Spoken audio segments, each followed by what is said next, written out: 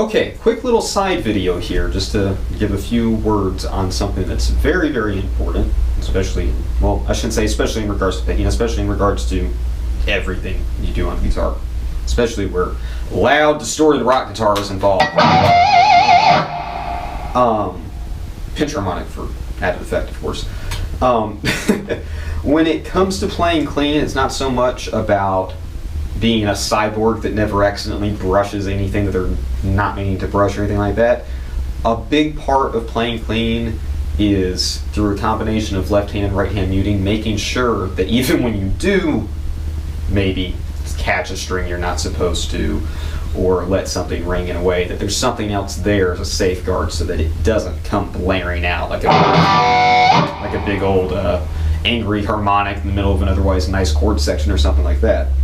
So, as far as ways to approach practicing left hand and right hand muting and what I mean by that and everything, basically, your left hand's job is to mute everything from the string you're playing down, that direction. So, if I'm playing the 5th fret on the E here, on the big old fat low E, I mean, I call it the low E because low pitch-wise, I know some people call it the high E because it's higher, whatever. Low E. I'm laying my index finger, not quite a bar, but somewhere close to that, over the other strings, so that when I strum, I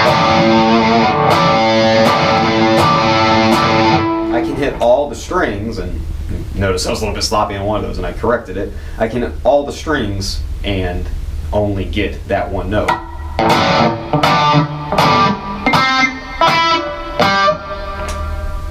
Something, I was a little bit sloppy on that one. Something that Paul Gilbert talks about, it's a method he talks about, that just trying to do big rock guitar player strums across all the strings while targeting single notes.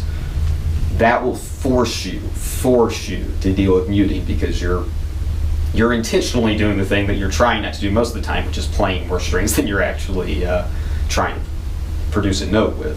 Of course, there is a time and a place for those effects, and that kind of percussive playing when you're hitting a big old high note can be very good for effect, and some extra strings in there. So this kind of muting, it's good to wrap your head around with. So that's the left hand. As far as what the right hand is doing, its job is pretty much the opposite. Whereas the left hand's muting everything down from the note you're playing, the right hand's muting everything up from the note you're playing. So if I'm playing on the 5th fret on the D here, or G, for example, my palm and kind of like the meaty bit of my thumb, depending on exactly where I'm holding my hand and what I'm doing, that's whose job it is to take care of muting these strings down here, so that even if I do scrape across the other strings,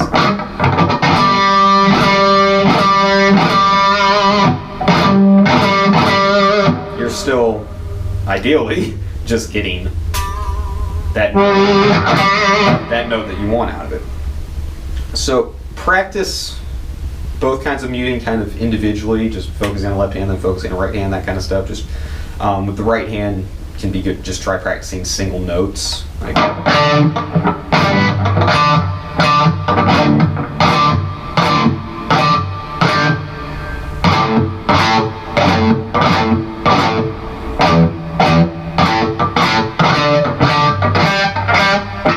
And you'll see there, like I'm starting to bring my other fingers over to also mute besides my right hand.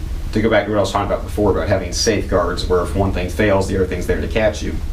I try to mute as many redundant ways as possible just to make sure everything is as clean as possible. So even though my right hand's primary job is to do the stuff up above the note that I'm playing, you'll see that I have fingers reaching over to mute out things here too, just in case.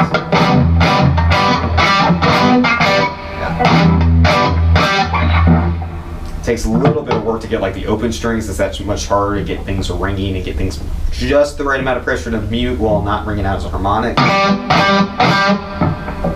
It's worth spending time on this, what sounds like rather non-musical stuff.